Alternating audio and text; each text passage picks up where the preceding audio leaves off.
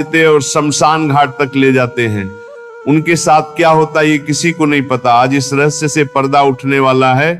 सुनकर हैरान हो जाओगे कि उनको इसका क्या परिणाम भोगना पड़ता है। इसीलिए इस कथा को ध्यान से सुनना। द्वारका के शांत प्रांगण में समुद्र की लहरों पर चंद्रमा की धवल छाया झिलमिला रही थी और प्रभु श्री कृष्ण कमलासन समान शांत बैठे थे कि तभी आकाश में एक मधुर कंपन हुआ, विशाल पंखों की गूंज फैली और गरुड़ प्रभु के चरणों में प्रणाम करते हुए बोले, प्रभु मेरे मन में एक जिज्ञासा है, एक रहस्य है जो मृत्यु, आत्मा और अंतिम यात्रा से जुड़ा है, कृपा कर इसे स्पष्ट कर दीजिए।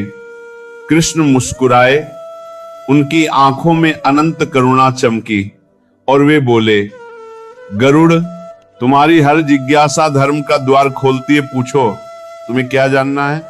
गरुड़ ने विनम्र स्वर में कहा, प्रभु जब मनुष्य देह छोड़ते हैं, जब उनकी अर्थी उठती है, जब लोग कंधा देते हैं, तब मैंने कई बार अनुभव किया है कि आत्मा उन कंधा देने वालों को देखती है, जैसे किसी अदृश्य दृष्टि से उन्हें परखती है। प्रभु ये क्यों होता है? क्या यह केवल परंपरा है या इसके पीछे कोई गहरा दिव्य रहस्य छिपा हुआ है?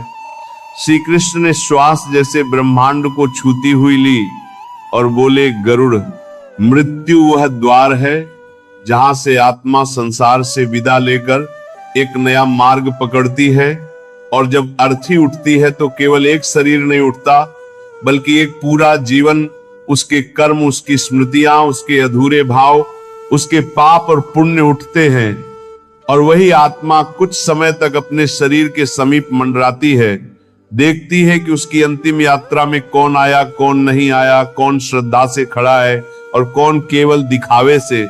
इसलिए आत्मा उन कंधा देने वालों को देखती है, परखती है। गरुड़ ने पूछा, प्रभु क्या अर्थी उठाना केवल रिवाज नहीं है? कृष्ण बोले, नहीं गरुड़, कंधा देना एक ऊर्जा का आदान प्रदान है। यह देह से बढ़कर आत्मा और जीवित मनुष्यों के बीच एक अदृश्य अनुबंध है। जो व्यक्ति पवित्र मन से कंधा देता है वह अपनी ओर से करुणा और सम्मान का प्रकाश आत्मा तक पहुंचाता है और वही प्रकाश आत्मा के लिए मार्ग बन जाता है। यही गरुड़ पुराण कहता है कि जिसने निस्वार्थ भाव से कंधा दिया उसने 100 यज्ञों के समान पुण्य पाया। गरुड़ ने विस्मित होकर पूछा, प्रभु पर आत्मा वहीं क्यों रहती है? कृष्ण ने कहा, क्योंकि आत्मा तुरंत समझ नहीं पाती कि उसने देह त्याग दिए, वो भ्रम में रहती है, उसे दिशा चाहिए और वही दिशा उसे अर्थी देती है। 4 कंधे उसका मार्ग बनते हैं, इसलिए कंधा केवल भार उठाना नहीं बल्कि आत्मा के लिए 4 दीपक जलाना है। कुछ क्षण मौन रहा, फिर गरुड़ ने पूछा, प्रभु क्या होता है जब किसी मृतक को 4 कंधे नहीं मिलते? कृष्ण की आंखों में गंभीरता उतर आई और वे बोले, गरुड़ सुनो, एक कथा है जो केवल कथा नहीं सत्य है, जो पृथ्वी के एक युग में घटा था। कृष्ण ने कहा, बहुत समय पहले पाटलिपुत्र में धनीराम नाम का एक व्यक्ति रहता था, धन का पुजारी, धर्म से विमुख, जिसने ब्राह्मणों को अपमानित किया, गरीबों को तिरस्कृत किया, अपने माता पिता के श्राद्ध तक नहीं किए। उसका धर्म, दया, करुणा से कोई संबंध नहीं था, पर उसकी पत्नी रूपवती अत्यंत धर्मपरायण, विनम्र, दानशील और पुण्यात्मा थी। वह गरीबों को अन्न देती, व्रत करती, मंदिर सेवा करती और अपने पति के अपवित्र धन से भी गुप्त रूप से दान करती, क्योंकि उसे विश्वास था कि पुण्य ही पापों की क्षमा का मार्ग है। एक दिन महामारी फैली, नगर में मृत्यु का भय छाया, पर धनीराम ने सहायता नहीं की। उसने अपना भंडार छिपा लिया और रोगियों को द्वार से भगाया, पर बीमारी उसी पर गिरी। मृत्यु के समय उसने अंधकार में छायाएं देखी, पर सहायता को कोई नहीं आया, क्योंकि मृत्यु के क्षण में मनुष्य के साथ केवल उसके कर्म चलते हैं। गरुड़ गहरी सांस लेकर बोले, प्रभु उसके मरने पर क्या हुआ? कृष्ण बोले, यही रहस्य की शुरुआत है। जब धनीराम की मृत्यु हुई तब नगर ने उसकी अर्थी को कंधा देने से इनकार कर दिया। लोग बोले, ये वही है जिसने कभी किसी का अंतिम संस्कार नहीं कराया, ब्राह्मणों का सम्मान नहीं किया, दान नहीं दिया, तब उसकी आत्मा कौन उठाए? रूपवती ने विनती की, पर केवल 3 कंधे मिले, चौथा कंधा कोई देने को तैयार नहीं था। तब अर्थी वहीं रुक गई। हवा कांपने लगी और रूपवती ने देखा कि उसके पति की आत्मा अर्थी के पास ही व्याकुलता से भटक रही थी। काले धुएं में घिरी हुई, भय से कंपित आत्मा देह के बिना भी उसी देह से बंधी थी। गरुड़ ने पूछा, प्रभु क्या आत्मा देह के पास रहती है? कृष्ण बोले, हाँ गरुड़, जब तक अर्थी पूरी विधि से नहीं चलती आत्मा आगे नहीं बढ़ती। और गरुड़ पुराण स्पष्ट कहता है, यदा चतुर्थम स्कंधम प्रेतस न लभ्यते तदा आत्मा न स्वर्गम न यमलोकम न पुनर्जन्म लभते। अर्थात बिना चौथे कंधे के आत्मा अधर में लटकती है, न आगे बढ़ पाती है, न लौट पाती है और समय के साथ प्रेत बन जाती है। गरुड़ यह सुनकर गंभीर हुए, प्रभु फिर क्या हुआ? कृष्ण बोले, रूपवती ने नगर के कोने कोने में जाकर प्रार्थना की और अंततः एक अज्ञात युवा साधु आगे आया। उसने कहा, मेरा धर्म दया है, मैं चौथा कंधा दूंगा।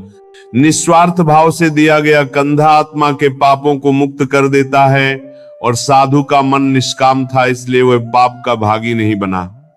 जैसे ही चौथा कंधा मिला, हवा शांत हुई, धुआं हट गया और सूर्य की किरणें अर्थी पर पड़ी और रूपवती ने देखा कि धनीराम की आत्मा धीरे धीरे ऊपर उठ रही है, मानो भार उतर रहा। वो गरुड़ ने पूछा, प्रभु क्या चौथा कंधा देने वाला मृतक के पापों में बंध जाता है?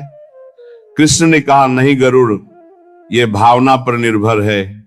यदि कोई लोभ, भय, स्वार्थ, प्रतिष्ठा या दिखावे से कंधा देता है तो वह मृतक के अधूरे कर्मों से बंध जाता है, पर जो श्रद्धा, दया और करुणा से कंधा देता है वह केवल आत्मा की मुक्ति का साधन बनता है, न पाप लेता है न बंधन।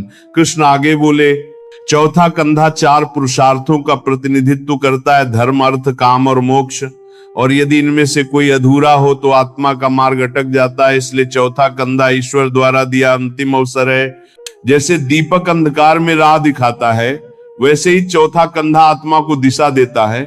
गरुड़ ने विनम्रता से पूछा, प्रभु क्या कभी आत्मा संकेत देती है कि वह मुक्त नहीं हुई? कृष्ण बोले, हाँ गरुड़, जब आत्मा भारी पापों से बंधी होती है और उसे निस्वार्थ चौथा कंधा नहीं मिलता, तब संकेत मिलते हैं। बारिश शुरू हो जाती है, अग्नि नहीं जलती, कंधा देने वाला अचानक बेहोश हो जाता है, अर्थी गिर पड़ती है, दाह संस्कार में बाधाएं आती हैं। ये सब संकेत हैं कि आत्मा अभी देह से मुक्त नहीं हुई। गरुड़ के मन में आदर और विस्मय उमड़ आया। उन्होंने कहा, प्रभु कंधा देना तो वास्तव में महान तपस्या है। कृष्ण मुस्कुराए और बोले, गरुड़, कंधा देना केवल देह को उठाना नहीं है, ये आत्मा को उसके कर्मों के जाल से एक बार में बाहर निकालना है। ये मनुष्य का नहीं, आत्मा का सहारा बनना है। उस अंतिम क्षण में ईश्वर के कार्य का हिस्सा बनना है। इसलिए कंधा श्रद्धा से देना चाहिए, शांति से देना चाहिए, पवित्र मन से देना चाहिए, क्योंकि ये एक आत्मा की अंतिम यात्रा में तुम्हारी भागीदारी है। कृष्ण अंत में बोले, गरुड़, मृत्यु अंत नहीं है, ये एक रहस्य का आरंभ है और जो किसी आत्मा को सम्मान देता है उसकी अंतिम यात्रा आसान